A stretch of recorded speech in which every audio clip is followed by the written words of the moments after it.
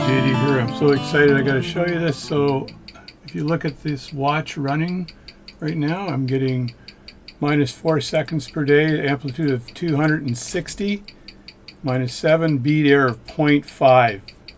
0.5. And there's the watch. This is the Regina Swiss pocket watch I made the balance staff for. And you can see I had a minor movement of the regulator arm, and that's it.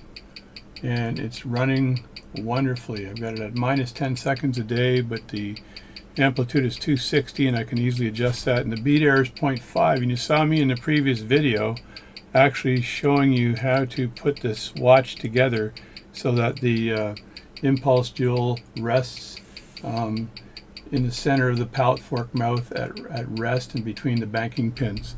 And there's the kind of result you get. I can adjust that a little bit more and that'll get it down to probably 0, but that's pretty darn good. Minus 12 now, amplitude of 260.